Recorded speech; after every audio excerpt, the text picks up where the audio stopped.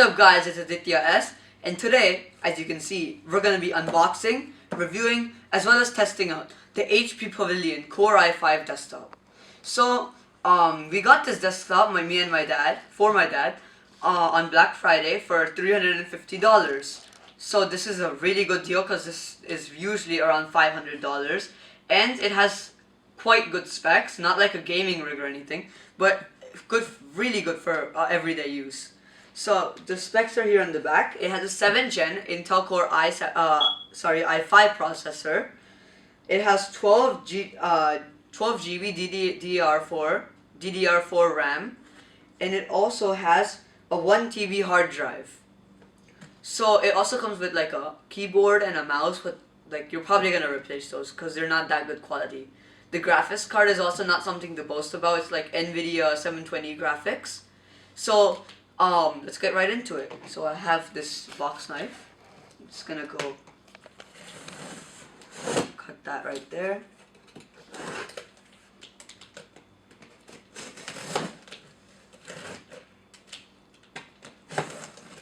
It's got a lot of packaging here. Okay, so here we are. And the first thing we see is some paperwork, as you can see there. It's just some instructions. And then as we take this out, we actually get into the actual unboxing. So the first thing I get out of this box is this styrofoam case. And then as I can see here, wait, I'll show you just in a sec. We actually had the desktop, and as you can see, some accessories. This is actually the keyboard, of course. And then nothing else in there, but I'm just going to have to turn this to take out the actual desktop. And I know this isn't safe, but I have to show the camera.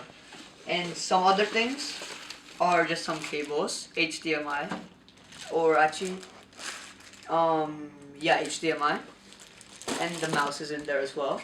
Just gonna keep all this to the side.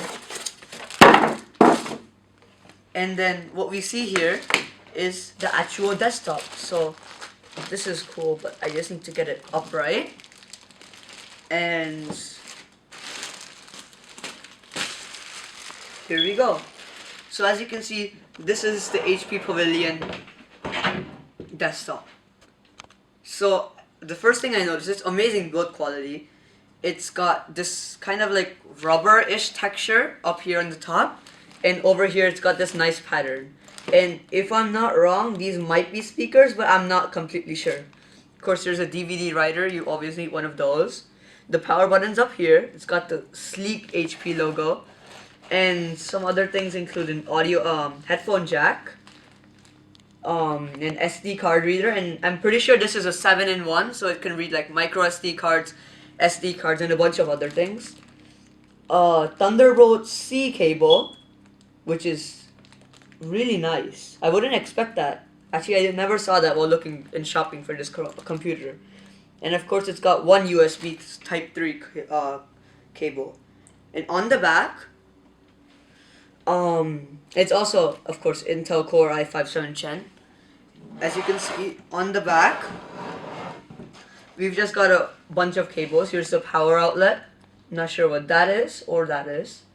You've got 2 slots for if you want to ever install new graphics cards, GPUs.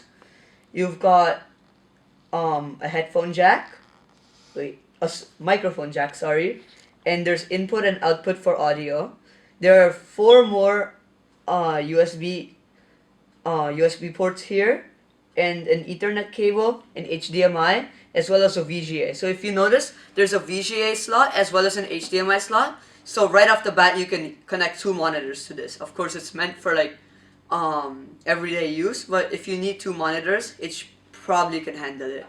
So I'm just gonna bring this back over here, and over here you can just see some of the specs. As you can, it has a stylish and redesigned style. Of course, right now what my dad has is he has an HP desktop as well, but it's one of those older versions and it looks horrible and just doesn't look as good as this. So of course there's that stylish redesign and some other things. Oh yeah, as you can see it says dual monitor here, and it's really fast, and of course it's HP, so it uses Windows. And this actually has Windows Home, which is pretty good unless you want Windows Pro, but I'm not sure that there are many advantages for paying another $60. But anyways, here we are. This looks amazing. We're just gonna get into some of the accessories right now though. So as we can see here, we've got the keyboard, and this should open from right here. Oh, and this actually looks pretty nice. Gonna put that there. So of course it is wired. They can't like spend a lot on the keyboard, but from right off the bat, it actually looks pretty nice. Like the design. I mean, it might not be one of the you might not want to use this every day, but as a starter, and if it comes with the desktop, it looks really nice. It's gonna go here. It's pretty nice. It's like kind of in between being incredibly slim keys like they have on like the Surface Pro, or like those keyboards for the iPad Air or iPad Pro, but it's not as big. It isn't as bulky, these keys, as the ones that I have on my computer right now, on my keyboard. Of course, we've got like number keypad here, got numbers here as well, so it's quite longer. It's a Windows keyboard, so we've got the Windows logo there, and other than that, it looks pretty good. So let's keep that to the side. And we also get a few more things with this desktop, including the actual mouse. Oops. Just gonna put that here. And it's one of those HP mouses. So nothing much to talk about here. It looks pretty good, but I mean, I would get a new mouse, like one of those Logitech, sorry. It takes a little time. It takes a long time to like press. You need to apply a bit of pressure. It's wired just like the keyboard. And also, what I noticed, the scroll wheel, it also takes a long time to press that. And to make the scroll wheel go down or up, it takes a long time. So one more thing we get is some screws, as well as the actual power cable. So I'm just gonna go ahead and set this up, and then I'll do a review on that. Okay, so as you can see, I've done a benchmark after like setting up my PC, and these are the results. So for the HP Pavilion desktop PC 570, for gaming, as you can see right here, it has a 17%, which is classified as a surfboard on a scale of tree trunk to, I think, UFO. So it's not that good for gaming. And the main reason for this is, as you can see over here, the graphics. The graphics is a 7.6%, which is a very low 3D score. And this is, I think, NVIDIA,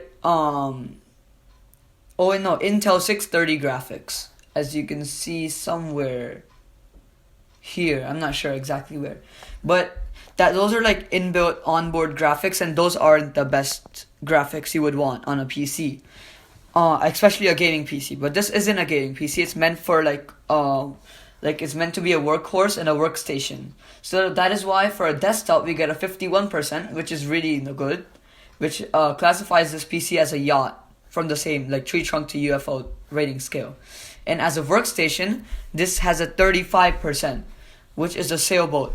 And the reason it does have a 35% is also the graphics, because workstation is inbuilt with like 3D and stuff in that category. And also I think the boot drive. As you can see here, it says the boot partition is located on a mechanical or hybrid drive. This isn't an SSD, so it does not have faster boot times. If we go down though, we can see that the processor this computer has, which is the Intel Core i5, is really like it's performing as expected, not that good or not that bad. And it's like in the average range, and it's a really nice processor.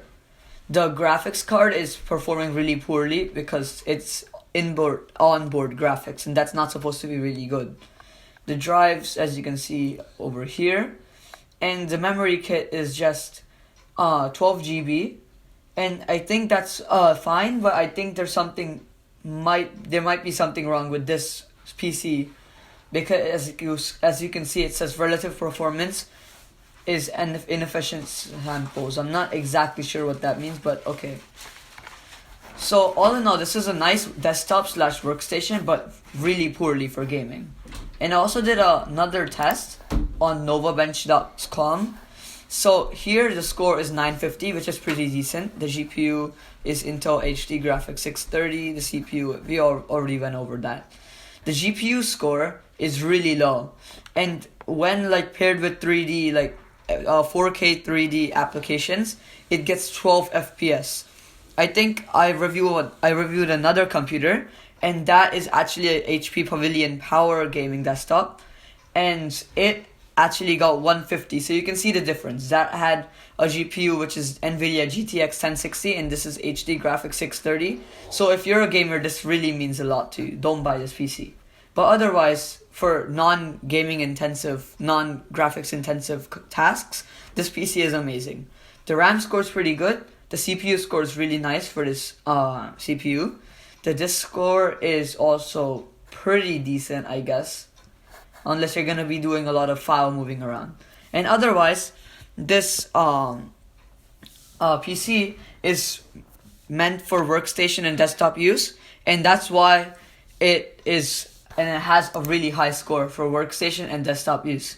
So if you like this video, please don't forget to subscribe to my channel, Aditya S, and thanks for watching.